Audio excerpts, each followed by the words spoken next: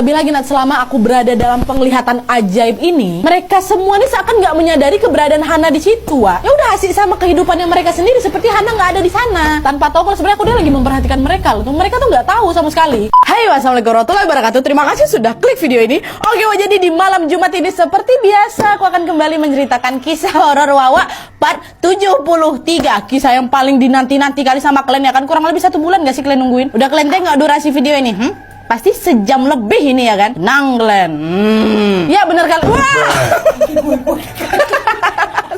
Ya bener kali, Wak, aku bakal menceritakan kisah horor Wawa yang menurut aku pribadi dan tim adalah kisah horor Wawa termenyentuh hati, Wak. Di video ini kalian gak bakal temuin kisah tentang munculnya hantu badan besar, kuntilanak, pocong atau apapun lah yang menyeramkan, Wak. Nggak ada di sini. Karena kisah Wawa satu ini adalah tentang terciptanya hubungan batin atau emosional antara si Wawa dengan si sesosok makhluk astral ini yang ada di rumahnya. Kalian harus dengar video ini sampai habis, udah panjang-panjang aku buat nih, karena kisah kali ini tuh horornya beda, Wak. Dan curigaku adalah mungkin karena aku udah lumayan akrab sama si Wawa ini kan, kalian kan WA-WA nih nanya cerita, kelanjutan cerita dan selanjutnya. Curigaku yang mau kita ceritakan ini ada di sini. Makanya aku minta tolong kawanin Ade. Ade. Sampai terbawa mimpi, Wak, aku, ya Allah. Asik dia terus yang kami sebutin, asik dia terus yang apa. Dan dia pun tahu kalau aku mau menceritakan kisah dia. Ya gue rasa nanti entahlah kalau berkali-kali aku panggil dia di sini dia datang. Allah walam, udah bertenang aja kamu di sana ya sayang ya. Jadi tanpa berlama-lama lagi, dah lah kita masuk aja ke ceritanya, Wak. Cek.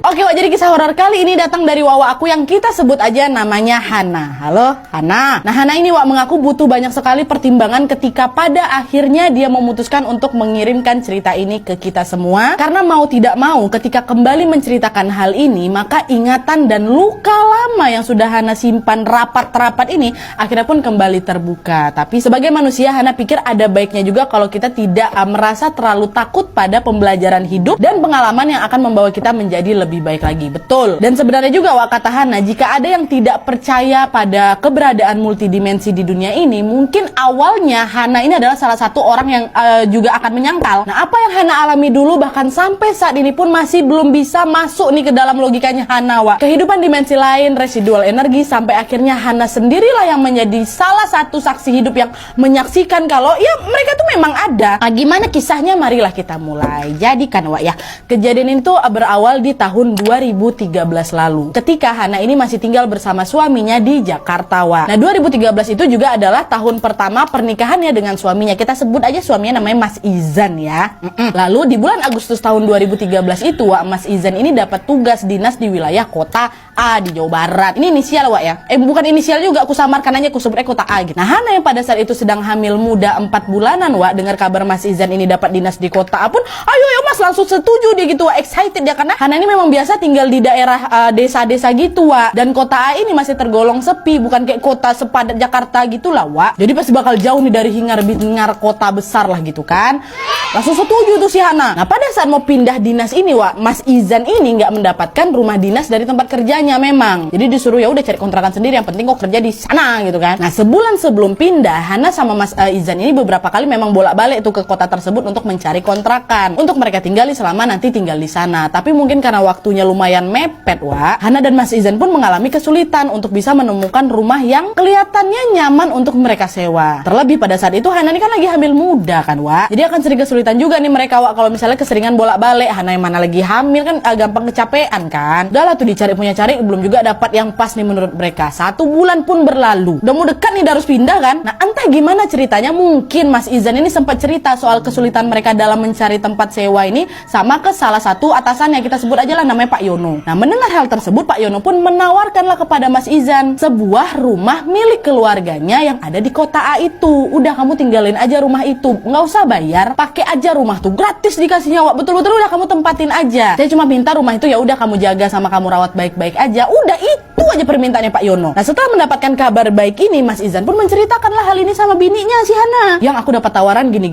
Akhirnya mereka berunding lah itu kan. Dan dengan banyaknya pertimbangan, salah satunya adalah pertimbangan secara ekonomi, yang mana memang pada saat itu Mas Izan ini masih bekerja dengan gaji yang biasa aja, belum terlalu besar lah gitu. Akhirnya mereka pun memutuskan untuk menerima tawaran Pak Yono. Tapi pada saat itu Mas Izan pula yang masih agak ragu sama persetujuannya si Hana. Hana udah mau aja loh. Sempat Mas Izan ini nanya sama istrinya, Bunda, dia manggilnya memang Bunda Ayah. Bunda, beneran nih yakin kamu? Kan kamu belum lihat rumahnya Bunda. Nah pada saat itu Hana mengaku jujur nih Nat ya, sebenarnya memang udah ada yang mengganjal gitu di hati aku. Apalagi pas Mas Izan nanya kayak gitu, karena Mas Izan juga ada benernya. Orang aku belum nengok rumahnya secara langsung kok, foto juga nggak ada. Tapi entah kenapa pada saat itu hati aku tuh mengatakan mau, sekalipun hati aku ini masih agak bergetar ragu gitu. Ya masih ada ragunya, tapi entah kenapa waktu itu ngomongnya mau aja gitu. Insya Allah ya kita jalani aja, bismillah aku mau kok.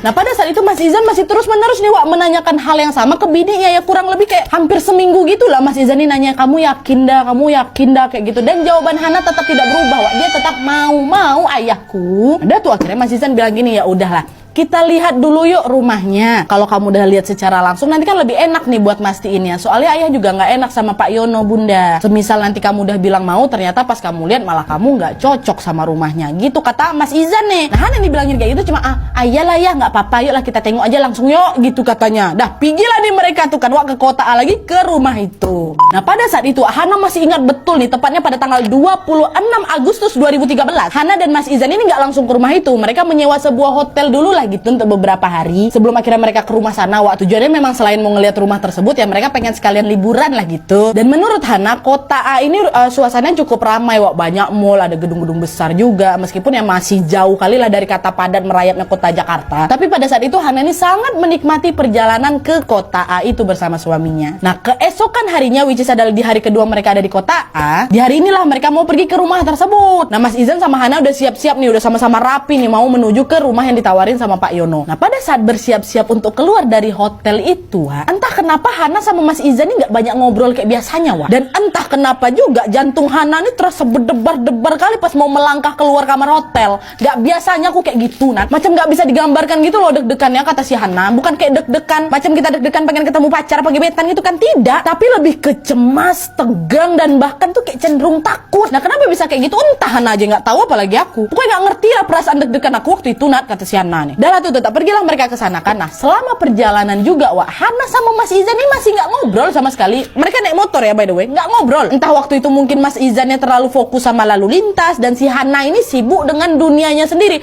Dan FYI ingat bagian sini ya, FYI si Hana ini orangnya tuh memang suka melamun dia ini tipe orang-orang yang sewaktu-waktu ya udah suka ngelamun tanpa sebab dan bahkan dirinya sendiri pun nggak nyadari dia ini lagi lamunin apa gitu loh. Nah, pernah kalian kayak gitu kadang-kadang kan? Hana tuh kayak gitu. Jadi nggak ngobrol lah mereka sepanjang perjalanan tua. Udah lah tuh, nggak lama kemudian kan Mas Izan pun